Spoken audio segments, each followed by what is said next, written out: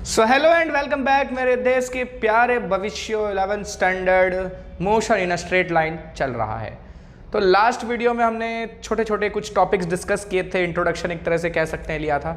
आज भी कुछ ऐसे ही टॉपिक्स डिस्कस करने वाले हैं। आज हम डिटेल में जाएंगे, ये जानेंगे कि टाइप्स ऑफ वेलोसिटीज़, मतलब कितने टाइप की वेलोसिटीज़ हैं, कितने टाइप के एक्सेलरेशन है, कितने टाइप के स्पीड्स हैं, ये सारी चीज़ें डिस्कस करने वाले हैं। उसके पहले एक चीज़ ये बताओ कि पिछला वीडियो आपको कैसा लगा? भाई मजा आया,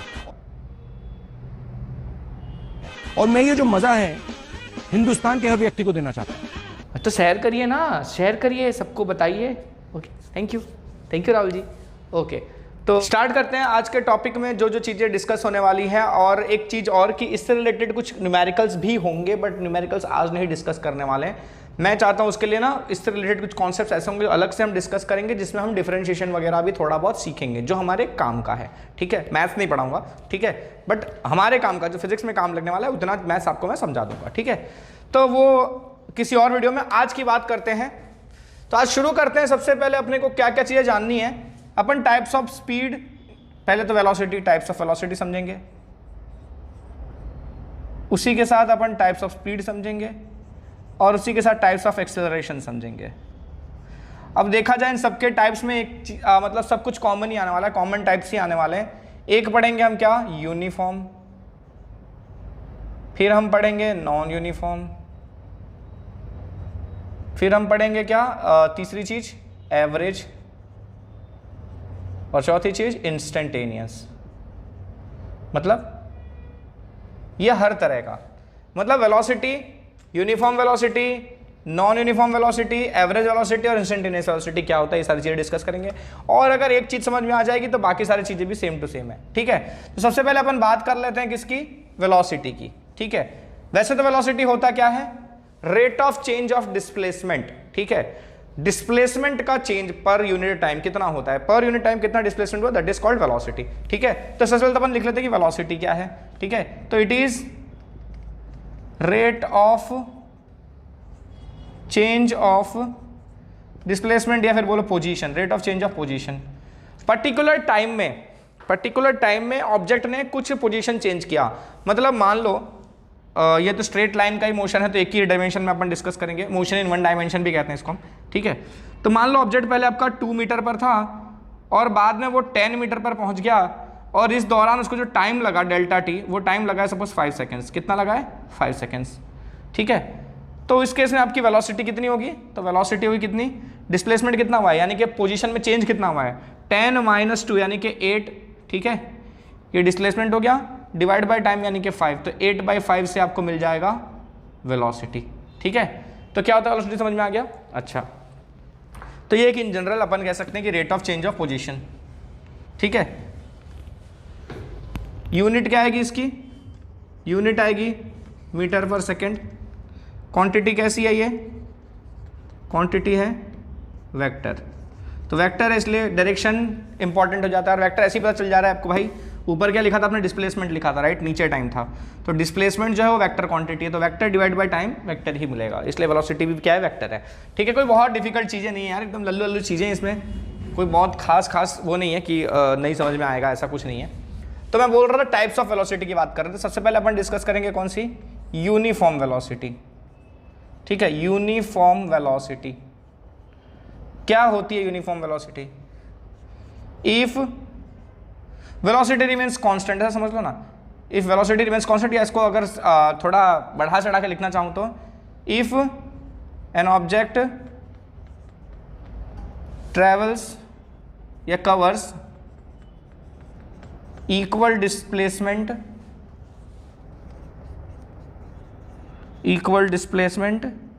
इन इक्वल टाइम इंटरवल। ये सारी चीजें हमने 9th में पढ़ी हुई हैं। ठीक है, अगर मतलब मैं क्या कर रहा हूं, 2-2 सेकंड्स का टाइम स्लॉट ले रहा हूं, 2 सेकंड 2 सेकंड 2 सेकंड। पहले 2 सेकंड्स में आपके ऑब्जेक्ट ने 10 मीटर डिस्प्लेसमेंट किया। ठीक है, फिर अगले 2 सेकंड में फिर से उसने 10 मीटर डिस्प्लेसमेंट ही किया, उसके बाद वाले 2 सेकंड में उसने फिर से 10 मीटर डिस्प्लेसमेंट किया। यानी कि हर बार आप इक्वल टाइम ले रहे हो, 2-2 सेकंड का टाइम स्लॉट ले रहे हो, और उस हर इक्वल टाइम स्लॉट के दौरान जो डिस्प्लेसमेंट हो रहा है वो डिस्प्लेसमेंट भी इक्वल हो रहा है, तो हम कहेंगे कि वेलोसिटी कैसी है, यूनिफॉर्म है। यानी क्या समझ लो कि वेलोसिटी कांस्टेंट है, ठीक है। वेलोसिटी कैसी है? कांस्टेंट है, मतलब वेलोसिटी में चेंज नहीं आ रहा है, तो हम कहेंगे कि ये यूनिफॉर्म वेलोसिटी है, ठीक है। क्लियर है? तो नॉन यूनिफॉर्म क्या होता है? नॉन यूनिफॉर्म वेलोसिटी क्या होगी? नॉन यूनिफॉर्म वेलोसिटी क्या होगी? सेम चीज यही लिख दोगे आप, ठीक है। इसमें क्या आएगा खाली? When an object covers unequal displacement, है ना, नॉन इक्वल डिस्प्लेसमेंट, मतलब 2-2 सेकंड का टाइम इंटरवल ले रहे हो आप, टाइम स्लॉट इक्वल ले रहे हो, 2 सेकंड 2 सेकंड 2 सेकंड, लेकिन पहले 10 सेकंड में हो सकता है कि 4 मीटर गई हो, दूसरे 2 सेकंड में हो सकता है 10 मीटर गई हो, तीसरे 2 सेकंड के इंटरवल में हो सकता है 15 मीटर गई हो।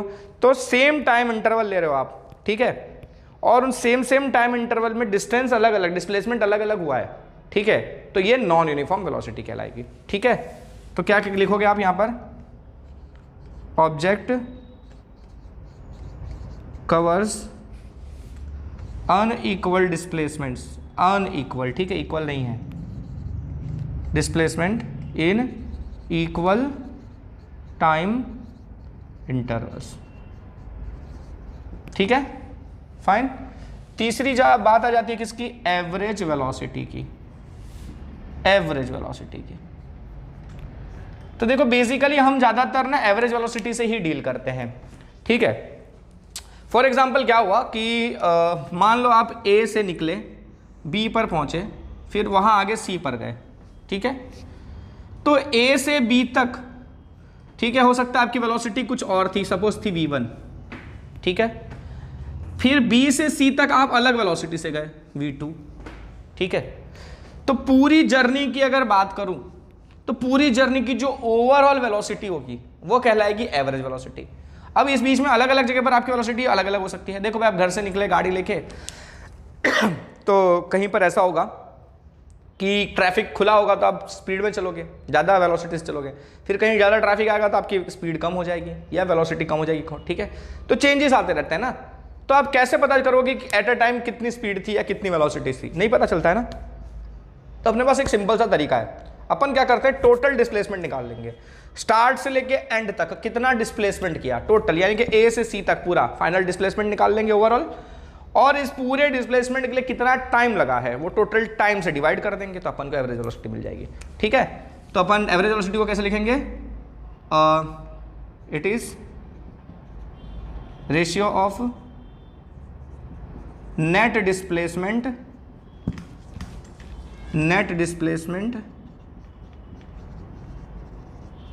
and time taken for the net displacement,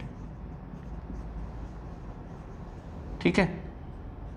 कैसे लिखोगे? एवरेज वेलोसिटी को हम नॉर्मली से बी बार से दिखाते हैं, जो भी एवरेज होगा उसके ऊपर बार लगा देना है, ठीक है। या कई बार ऐसे भी दिखाया जाता है, ऐसे, ये भी एवरेज का ही सिंबल है, ठीक है। तो ये लिखो चाहे ये लिखो, क्या मिलेगा? नेट डिस्प्लेसमेंट, ठीक है। तो डेल्टा एक्स लिखते हैं हम उसको, अपॉन जो टोटल टाइम लगा है डेल्टा टी। क्या है डेल्टा एक्स? हमारा नेट डिस्प्लेसमेंट है ये। अगर यहाँ पर डेल्टा एक्स की जगह डेल्टा वाई भी आ सकता है, ये तो मैंने एक्स डायरेक्शन में मोशन हुआ इसलिए मैंने डेल्टा एक्स लिख दिया। अगर वाई डायरेक्शन में मोशन होता है तो डेल्टा वाई लिख दो, जेड डायरेक्शन में मोशन हो रहा है तो डेल्टा जेड लिख दो, एक ही बात है, ठीक है। तो नेट डिस्प्लेसमेंट और डेल्टा टी क्या है आपका? Time interval. इस डिस्प्लेसमेंट के लिए कितना टाइम लगा, टाइम इंटरवल। तो इससे आपको मिल जाता है क्या? एवरेज वेलोसिटी, ठीक है। ये क्या देगा आपको? Average velocity. सेम चीजें एप्लीकेबल होंगी स्पीड के लिए, ठीक है। यहां जब यूनिफॉर्म स्पीड की बात करोगे तो यहां जहां वेलोसिटी लिखा है, जहां डिस्प्लेसमेंट लिखा है, डिस्प्लेसमेंट के लिए क्या लिख दोगे? डिस्टेंस लिख दोगे। स्पीड के लिए हम डिस्टेंस लेंगे, स्केलर में जाएंगे, राइट। तो if an object covers equal distance in equal time interval then it is said to be in uniform speed. Uniform speed से ट्रेवल कर रहा है। यहां पर object covers unequal distance in equal time intervals, तो non uniform speed हो गया।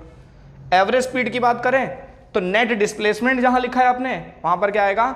Net distance travelled या total distance travelled upon total time. Clear है? फाइन। और 3 एवरेज वेलोसिटी होगी, इसका बात करते हैं हम किसकी? इंस्टेंटेनियस वेलोसिटी की, ठीक है। वो भी यहां लिख दूं मैं। चौथी चीज है हमारी क्या? Instantaneous velocity. क्या होता है ये? Velocity at a particular time या पर्टिकुलर मोमेंट। मतलब इन सब में जो आप ले रहे थे टाइम इंटरवल ले रहे थे। मतलब हो सकता है आपने 10 बजे जर्नी स्टार्ट की हो और आपकी जर्नी 10:20 पर खत्म हुई हो, ठीक है। तो 10 बजे से 10:20 में 20 मिनट का टाइम बीता, तो वो है आपका इंटरवल, ठीक है। वो एक ड्यूरेशन बीता 20 मिनट का, राइट। तो वो चीजें यूज करते हो आप ये डेल्टा टी वगैरह में, ठीक है। लेकिन इंस्टेंटेनियस वेलोसिटी की जब हम बात करते हैं तो एग्जैक्टली किस टाइम की वेलोसिटी, फॉर एग्जांपल 10:10 10:10 पर उसकी क्या वेलोसिटी थी, वो होगा इंस्टेंटेनियस वेलोसिटी। 10:07 पर क्या वेलोसिटी थी, तो उस वक्त जो वेलोसिटी थी उसे हम कहेंगे उस वक्त की इंस्टेंटेनियस वेलोसिटी। क्लियर है? इंस्टेंटेनियस, इंस्टेंट पर किसी, ठीक है, एट एन इंस्टेंट, इससे ही पता चल जाता है इंस्टेंटेनियस वेलोसिटी, ठीक है। तो किसी पर्टिकुलर मोमेंट पर क्या वेलोसिटी है, that is instantaneous velocity, fine. तो वही इंस्टेंटेनियस स्पीड के लिए भी हो जाएगा। एक पर्टिकुलर टाइम पर क्या स्पीड थी, that is instantaneous speed, right. Clear है? तो सेम टू सेम है क्या, वैसा ही है क्या? अच्छा, लेकिन इसमें एक चीज और है, इसको हम कैसे लिखते हैं, देखो इसको मिटा दूं मैं नीचे वाले को। अभी आपने देखा कि कैसे निकालोगे इंस्टेंटेनियस स्पीड। इंस्टेंटेनियस स्पीड निकालने का तरीका क्या है, उसके लिए भी हम एवरेज स्पीड का ही यूज करते हैं। एवरेज स्पीड का फॉर्मूला है delta x by delta T, ठीक है। तो जो डेल्टा टी है ये ऑलमोस्ट जीरो हो जाएगा, लेकिन जीरो नहीं होगा। ऑलमोस्ट जीरो मतलब बहुत कम होगा, टाइम इंटरवल बहुत कम होगा, ठीक है। तो इस केस में हम v को कैसे लिख सकते हैं पता है? अच्छा, s को ऐसे लिख देंगे, ये एवरेज वेलोसिटी हो जाएगा हमारा instantaneous velocity, that is dx by dt, ठीक है। क्या हो गया ये इसका मतलब?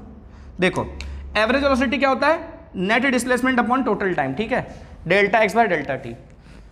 ये जो टाइम इंटरवल है ये बहुत छोटा लो, बहुत छोटा लो, तो उस केस में जो delta x by delta T है ना, इसको अपन dx बाई dt लिख देते हैं, ठीक है। ये डिफरेंशिएशन है, मतलब पोजीशन की जो इक्वेशन आएगी उसको टाइम के रेस्पेक्ट में डिफरेंशिएशन करेंगे तो अपन को इंस्टेंटेनियस वेलोसिटी मिलेगी। आएंगे ऐसे क्वेश्चंस, मैं करवाऊंगा, टेंशन मत लो, वहां पर आपको ज्यादा अच्छे से क्लियर हो जाएगा। फिलहाल के लिए ये समझ लो, ठीक है, कि delta x by delta T को अपन dx बाई dt लिख सकते हैं, लेकिन कब? जब डेल्टा टी यानी कि जो टाइम इंटरवल है आपने बहुत छोटा लिया है, लगभग जीरो के आसपास लिया है। उस केस में जो आपकी एवरेज वेलोसिटी है वही आपको उस वक्त की किसी एक पर्टिकुलर मोमेंट की वेलोसिटी देती है। इसका मतलब क्या हुआ, देखो मैं इसको थोड़ा ग्राफिकली अगर आपको समझाऊं तो कुछ क्या होगा, देखो अगर आपका कोई पोजीशन टाइम ग्राफ है, ठीक है, पोजीशन टाइम ग्राफ, ठीक है, तो इससे आपको वेलोसिटी कैसे मिलेगी, एवरेज वेलोसिटी कैसे मिलेगी?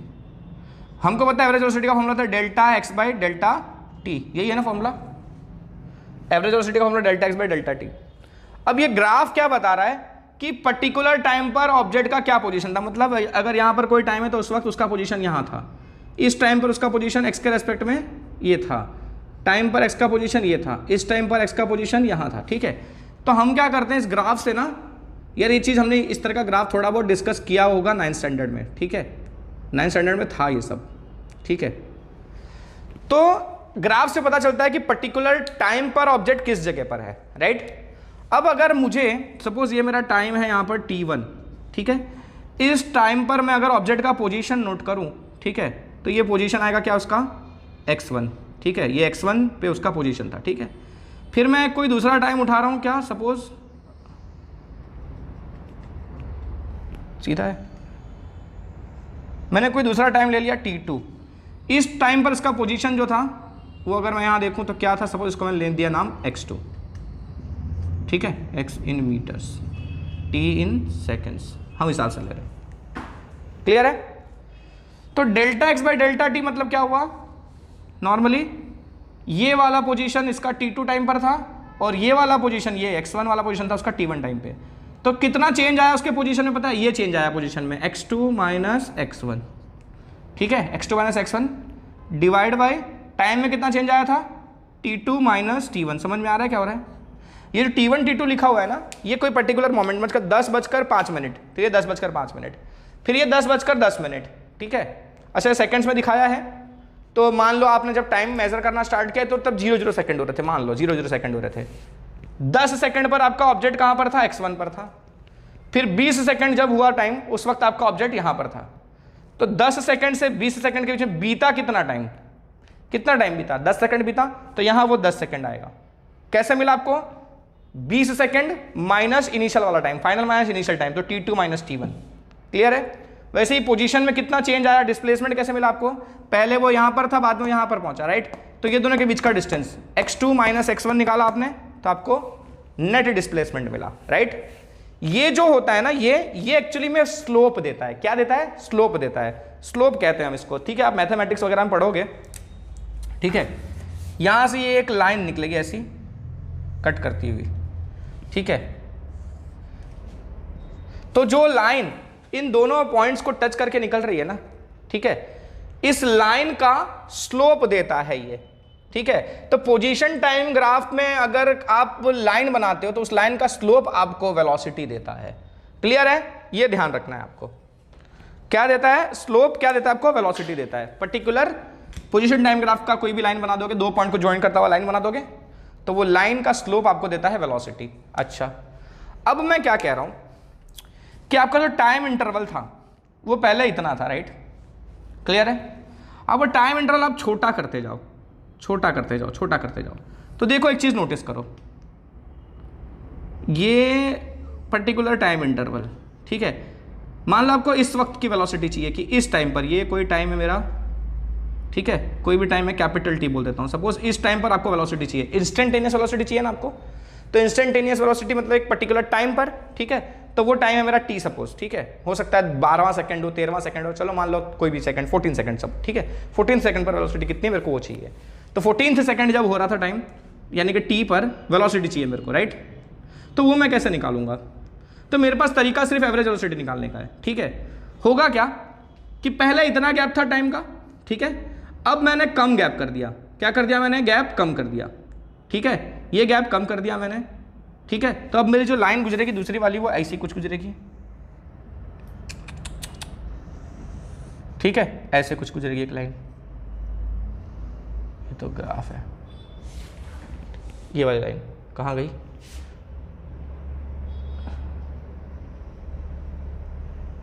ठीक है। अब इस लाइन का जो स्लोप होगा ना, वो मुझे वेलोसिटी देगा। टाइम इंटरवल मैंने छोटा कर दिया, मैंने टाइम इंटरवल और छोटा दे दिया, ठीक है, और छोटा कर लिया। मतलब क्या कर रहा हूं मैं, समझ में आ रहा है। पहले टाइम इंटरवल का गैप ज़्यादा था, 10 सेकंड था, मैंने और गैप कम कर दिया। हो सकता है 4 सेकंड का गैप हुआ दोनों के बीच में, ठीक है। तो ये जो छोटा वैल्यू आएगा T2 माइनस T1 4 सेकंड आएगा, मैंने और छोटा कर दिया, 2 सेकंड का गैप ले लिया, तो यहाँ पर 2 आएगा इन दोनों का डिफरेंस, ठीक है। तो जितना जितना मैं टाइम कम कर रहा हूँ, मैं जितना जितना टाइम कम कर रहा हूँ, देखो, तो मैं उस टाइम पर पहुँच रहा हूँ ना जो टाइम पर मेरे को वेलोसिटी चाहिए। मेरे को इसी टाइम की वेलोसिटी चाहिए, कैपिटल टी वाली है ना, देखो ये कैपिटल टी है ना, ये वाला वेलोसिटी चाहिए मेरे को। तो मैं पहले ऐसे, फिर मैंने ये 2 ले लिया, इन दोनों के बीच का टाइम ड्यूरेशन लिया, तो इस टाइम के पास पहुंच गया मैं, ठीक है। मैं जितना छोटा करता जाऊंगा, ड्यूरेशन जो है डेल्टा टी जितना छोटा, मतलब ये 2 के बीच का गैप जितना कम करता जाऊंगा, मैं इस वाले के एकदम सेंटर में जो पॉइंट है उसके पास पहुंचता जाऊंगा, ठीक है। तो डेल्टा टी आप जितना छोटा करोगे, आपको उस पर्टिकुलर टाइम पर, ठीक है, ये आंसर से वेलोसिटी मिल जाएगी, ठीक है। निकाल आप एवरेज वेलोसिटी ही रहे हो, निकाल क्या रहे हो आप, एवरेज वेलोसिटी ही निकाल रहे हो। लेकिन टाइम इंटरवल जितना छोटा छोटा करते जाते हो ना, आप जितना छोटा छोटा करते हो तो इस टाइम के पास पहुंच रहे हो, तो लगभग आपको उस टाइम की वेलोसिटी मिल जाती है। एग्जैक्टली नहीं, पर लगभग उस टाइम की आपको वेलोसिटी मिल जाती है, ठीक है। तो इसीलिए हम इस तरह से इंस्टेंटेनियस वेलोसिटी निकालते हैं। देखो ये आपको नहीं भी ज़्यादा समझ में आ रहा है तो इसका कोई प्रॉब्लम नहीं है, आपको ऐसा कुछ नहीं पूछा जाने वाला है, ठीक है। आपको सिंपली इक्वेशन दी जाएगी पोजीशन की, x = 4t² + 7t + 9 ऐसा करके एक इक्वेशन दे दी जाएगी, और बोलेंगे कि t = 5 सेकेंड्स पर वेलोसिटी फाइंड करो। तो आप क्या करोगे पता है, आप इसको डिफरेंशिएट करोगे, जो कि मैं आपको समझाऊंगा, और जो जहां जहां t बचा है वहां पर ये 5 डाल दोगे, आंसर आ जाएगा। बहुत ही ईजी, एकदम लल्लू सा काम है, ठीक है। ये तो बस कॉन्सेप्ट समझने के लिए है, ठीक है, कि ऐसा है, बाकी आपको कोई यूज नहीं होने वाला इसका ज़्यादा। चलो, तो ये इंस्टेंटेनियस वेलोसिटी की बात हो गई, ठीक है। और सेम वैसे ही इंस्टेंटेनियस स्पीड निकालते हैं हम, ठीक है। बस जहां डिस्प्लेसमेंट है वहां पर डिस्टेंस हो जाता है, सारा डेफिनेशन सेम टू सेम रहेगा, ठीक है। अब अपन बात कर लेते हैं एक्सेलरेशन की, ठीक है। एक्सीलरेशन क्या है, एक्सीलरेशन भी पढ़ा तो है यार, क्या होता है, rate of change of velocity. क्या होता है, rate of change of velocity. यानी कि a is equals to delta v by delta t, और यही एवरेज वेलोसिटी भी एवरेज एक्सेलरेशन भी कहलाता है। एक ही बात हुआ, ठीक है। एक्सेलरेशन को डिफाइन ही जिस तरह से करते हैं ना, हम एवरेज एक्सेलरेशन की ही बात करते हैं, ठीक है। इसमें भी टाइप्स आएंगे। अगर यूनिफॉर्म, तो यूनिफॉर्म एक्सेलरेशन मतलब क्या हुआ? यूनिफॉर्म एक्सेलरेशन क्या हुआ कि एक्सेलरेशन कैसा है? कांस्टेंट है, ठीक है। नॉन यूनिफॉर्म कैसा आएगा? Non uniform acceleration, non uniform acceleration define same वैसे ही बना देना जैसा स्पीड और वेलोसिटी का बनाओगे, सेम वैसे ही बना देना इसका। नॉन यूनिफॉर्म एक्सेलरेशन मतलब, अच्छा हाँ सॉरी एक मिनट, हाँ उसका डेफिनेशन लिख देते हैं, क्योंकि वहाँ पर मैंने थोड़ा चेंज करके लिखवाया था ना कि इक्वल टाइम इंटरवल में, ठीक है ऐसा। तो यूनिफॉर्म एक्सेलरेशन का मतलब लिखवा देता हूँ, uniform acceleration when change in velocity for a motion is equal for equal time intervals, ठीक है। इक्वल टाइम इंटरवल्स में वेलोसिटी में जो चेंज आ रहा है वो इक्वल है। देखो वेलोसिटी जब हम किसकी बात कर रहे थे, हम यूनिफॉर्म वेलोसिटी की बात कर रहे थे, तो हम क्या चेक कर रहे थे? पोजीशन में जो चेंज आ रहा है या डिस्प्लेसमेंट जो हो रहा है। इक्वल टाइम में इक्वल डिस्प्लेसमेंट हो तो जो वेलोसिटी मिलती है वो यूनिफॉर्म होती है। तो अगर इक्वल टाइम में वेलोसिटी में जो चेंज आ रहा है वो इक्वल आ रहा है तो एक्सेलरेशन कांस्टेंट होता है, तो यूनिफॉर्म एक्सेलरेशन कहा जाता है। अच्छा नहीं समझ में आया? कोई बात नहीं समझ में आया तो देखो कि मान लो आपका एक ऑब्जेक्ट है, उसकी पहले वेलोसिटी थी 2 मीटर पर सेकेंड, ठीक है, ठीक है। जब टाइम कितना हो रहा था? 2 सेकेंड हो रहा था। फिर उसकी वेलोसिटी हो गई सपोज 6 मीटर पर सेकेंड, ठीक है, जब टाइम हो रहा था 4 सेकेंड्स, ठीक है। फिर उसकी वेलोसिटी हो गई कितनी? 10 मीटर पर सेकेंड, ठीक है, जब टाइम हो रहा था कितना? 6 सेकेंड्स, ठीक है। अच्छा इस हिसाब से देखो तो T2 से T4 के बीच में कितना टाइम बीता है? टाइम कितना बीता है? 2 सेकेंड का टाइम बीता है, यानी कि डेल्टा टी तुम्हारा कितना है? 2 सेकेंड्स का। यहां भी देखो 4 से 6 सेकेंड के बीच में टाइम कितना बीता है? 2 सेकेंड का। मतलब आप 2-2 सेकेंड का टाइम इंटरवल ले रहे हो, इक्वल टाइम इंटरवल्स ले रहे हो, ठीक है। उस बीच में देखो वेलोसिटी में कितना चेंज आ रहा है? 2 से 6 हुआ है, राइट। तो वेलोसिटी में कितना चेंज आया? डेल्टा 4 कितना हुआ आपका? 4 मीटर पर सेकेंड का चेंज आया, ठीक है। अब यहां देखो 6 से 10 हुआ ना, इस टाइम दौरान 4 सेकंड से 6 सेकंड के बीच में वेलोसिटी में कितना चेंज आया? 6 से 10, यानी कि फिर से डेल्टा भी आपका कितना आ रहा है? 4 मीटर पर सेकंड आया। अगर आपकी गाड़ी या कोई भी चीज इस तरह से मूव कर रही है, कोई भी चीज, अगर कोई भी ऑब्जेक्ट इस तरह से मूव कर रहा है कि देखो सेम टाइम इंटरवल लिया आपने जब, तो वेलोसिटी में जो चेंज आ रहा है वो भी सेम ही आ रहा है, ठीक है। तो एक्सेलरेशन क्या कहलाएगा? यूनिफॉर्म। वेलोसिटी में चेंज सेम आ रहा है सेम टाइम इंटरवल में, तो एक्सेलरेशन यूनिफॉर्म। और अगर कहीं यहां पर 10 सेकंड की जगह सपोज 12 मीटर पर सेकंड हो जाता, ठीक है, तो देखो पहले 2 सेकंड में तो चेंज कितना आया? 4 मीटर पर सेकंड का आया। दूसरे 2 सेकंड में कितना चेंज आ जाता? 6 मीटर पर सेकंड का चेंज आ जाता। तो उस केस में पहला जो चेंज आया वेलोसिटी का और दूसरे केस में जो चेंज आया वेलोसिटी का, अलग अलग चेंज आया। तो यहां जो एक्सेलरेशन होगा वो नॉन यूनिफॉर्म कहलाएगा। क्लियर है? पक्का समझ में आ रहा है ये? पक्का? तो ऐसे लिख दोगे ना। तो वही है यूनिफॉर्म और नॉन यूनिफॉर्म एक्सेलरेशन। तो नॉन यूनिफॉर्म का क्या करोगे आप? सेम लिख दोगे ऐसे ही। नॉन यूनिफॉर्म वाले में क्या कर दोगे? When change in velocity is for a motion is not equal या unequal for equal time intervals, ठीक है, then it is non uniform acceleration. Clear है? पक्का? फिर एवरेज की बात, एवरेज एक्सेलरेशन जैसा मैंने ये लिखा था अभी, और इंस्टेंटेनियस एक्सेलरेशन के लिए फिर से क्या आएगा? डेल्टा टी 0 ले लोगे आप, ऑलमोस्ट 0, पूरा 0 नहीं। तो इंस्टेंटेनियस, ए इंस्टेंटेनियस आपका कैसे मिलेगा? Delta v by delta t से ही मिलेगा, where delta t tends to 0, therefore a instantaneous can be written as dv by dt। मतलब जो वेलोसिटी की एक इक्वेशन मिलेगी, आज उसको आप डिफरेंशिएट कर दोगे तो आपको एक्सेलरेशन मिलेगा इंस्टेंटेनियस। क्लियर है? अच्छा, अभी थोड़ी देर पहले मैंने आपको v इंस्टेंटेनियस का इक्वेशन लिखवाया था dx बाई dt, ठीक है। अगर आपने लिख लिया है तो देख लो, और नहीं लिखा है तो पीछे जाकर देखो बैक करके। मैंने v इंस्टेंटेनियस का इक्वेशन आपको ये लिखवाया था, राइट, और मैंने a इंस्टेंटेनियस का इक्वेशन ये लिखवाया है dv बाई dt, ठीक है।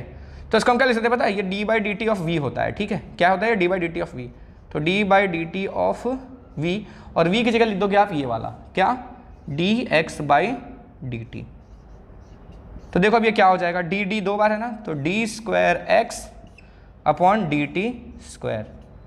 ठीक है, इसको हम कहते हैं डबल डिफरेंशिएशन। मतलब आपको पोजीशन की इक्वेशन दी जाएगी, उसको आप एक बार डिफरेंशिएट करोगे तो आपको वेलोसिटी मिलेगा, इंस्टेंटेनियस वेलोसिटी, और उसको आप दूसरी बार डिफरेंशिएशन कर दोगे तो आपको एक्सेलरेशन मिल जाएगा। ठीक है, पोजीशन की इक्वेशन को एक बार डिफरेंशिएट किया तो वेलोसिटी, फिर से डिफरेंशिएट किया, जो आंसर आया उसको डिफरेंशिएट कर दिया तो एक्सेलरेशन मिलता है। ठीक है, बता दूं, एक आइडिया दे दूं, थोड़ा सा आइडिया दे दूं, चलो ठीक है थोड़ा सा दे ही देता हूं।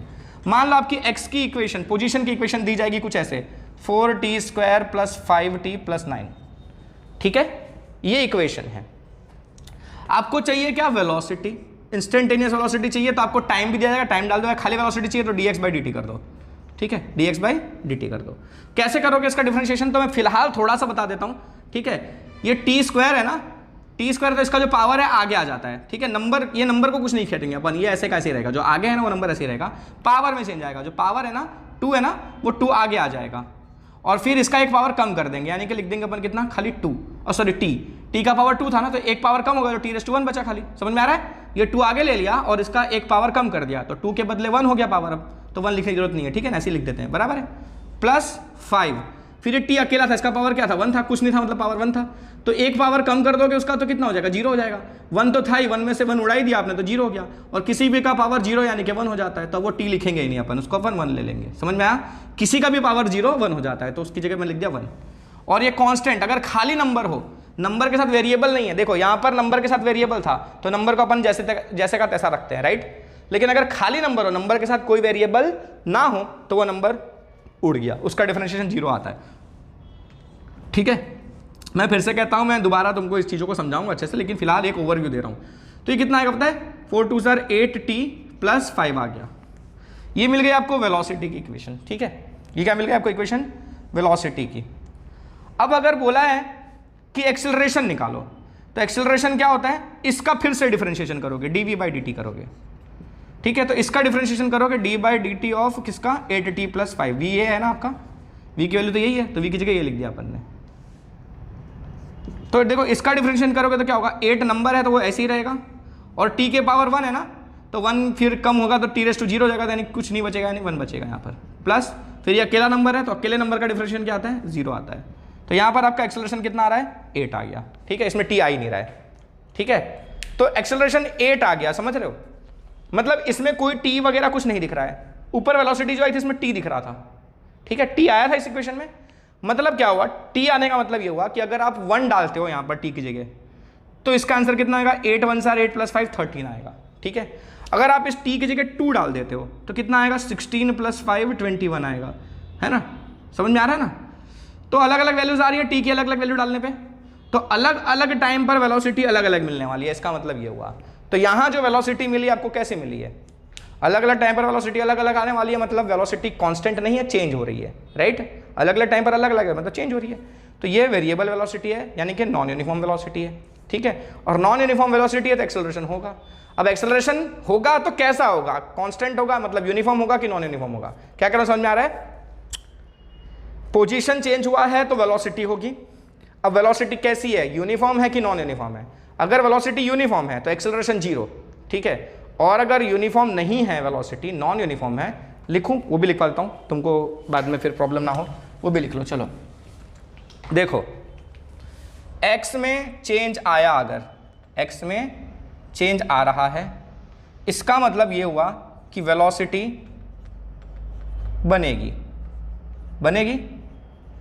अच्छा, बनेगी तो कैसी बनेगी, 2 तरह की बनेगी, या तो यूनिफॉर्म बनेगी या तो नॉन यूनिफॉर्म बनेगी, है ना। अगर यूनिफॉर्म है, ठीक है, इसका मतलब ये हुआ कि आपका एक्सेलरेशन 0 है। ठीक है, और अगर नॉन यूनिफॉर्म है तो उसमें एक्सेलरेशन होगा। ठीक है, एक्सेलरेशन होगा तो 2 तरह का होगा, एक एक्सेलरेशन हो सकता है कांस्टेंट वाला, यानी कि यूनिफॉर्म, और एक एक्सेलरेशन हो सकता है वेरिएबल वाला, यानी कि नॉन यूनिफॉर्म। समझ में आ रहा है क्या हुआ। अच्छा, इसको भी लिख लो कि अगर देखो x की भी 2 पॉसिबिलिटीज हैं। ठीक है, x की भी 2 पॉसिबिलिटीज हैं, यहां से लिखते हैं अपन। अगर चेंज हो रहा है, अगर पोजीशन चेंज हो रहा है तो वेलोसिटी आएगी, ठीक है, ये चीज होगी, ठीक है। और अगर नो चेंज है, ठीक है, तो वेलोसिटी क्या आएगी, 0 आएगी, ठीक है, समझ में आया। अगर x में कोई चेंज नहीं आया तो वेलोसिटी 0 है, और अगर x बदला मतलब पोजीशन में चेंज आ रहा है तो ऑब्जेक्ट मोशन कर रहा है, मोशन कर रहा है मतलब उसका वेलोसिटी है, ओके। अब वेलोसिटी कैसी है वो देखेंगे। वेलोसिटी 2 तरह की हो सकती है, या तो यूनिफॉर्म हो सकती है या तो नॉन यूनिफॉर्म हो सकती है। अगर वेलोसिटी यूनिफॉर्म है तो हम कहेंगे कि एक्सेलरेशन 0 है, ठीक है।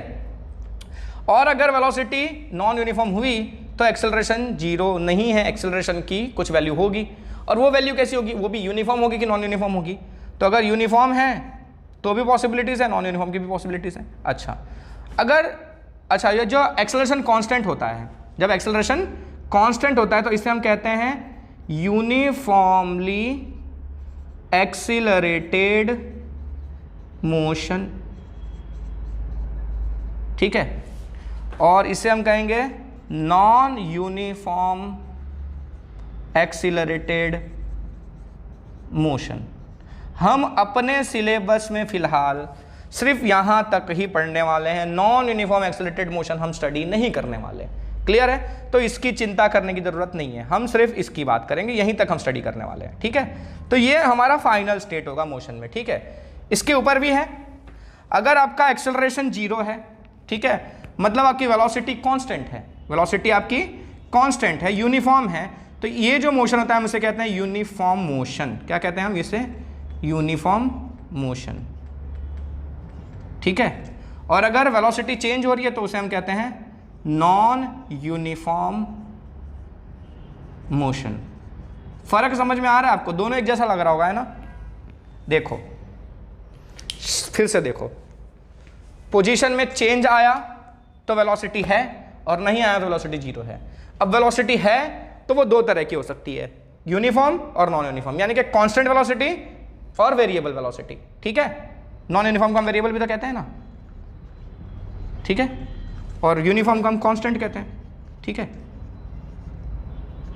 तो कांस्टेंट वेलोसिटी मतलब यूनिफॉर्म वेलोसिटी, मतलब वेलोसिटी फिक्स है, वेलोसिटी में चेंज नहीं आ रहा है, तो वो जो मोशन होता है ऑब्जेक्ट का, मोशन एक ही स्पीड से ऑब्जेक्ट मूव कर रहा है, ठीक है, तो वो कहलाता है हमारा यूनिफॉर्म मोशन, खाली यूनिफॉर्म मोशन, ठीक है।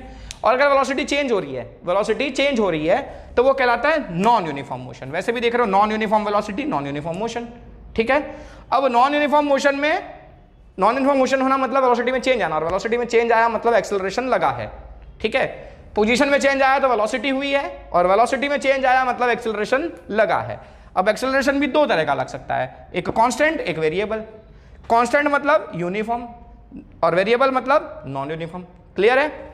यूनिफॉर्म अगर कांस्टेंट वेरिएबल मतलब एक्सेलरेशन कांस्टेंट है, एक्सेलरेशन कांस्टेंट है तो हम कहते हैं uniform accelerated motion, uniform accelerated motion. यहां पर एक्सेलरेटेड वर्ड यूज किया हुआ एक्स्ट्रा, ठीक है। यहां खाली यूनिफॉर्म नॉन यूनिफॉर्म मोशन था, यहां यूनिफॉर्म एक्सेलरेटेड मोशन, और इस केस में अगर एक्सेलरेशन चेंज हो रहा है तो नॉन यूनिफॉर्म एक्सेलरेटेड मोशन।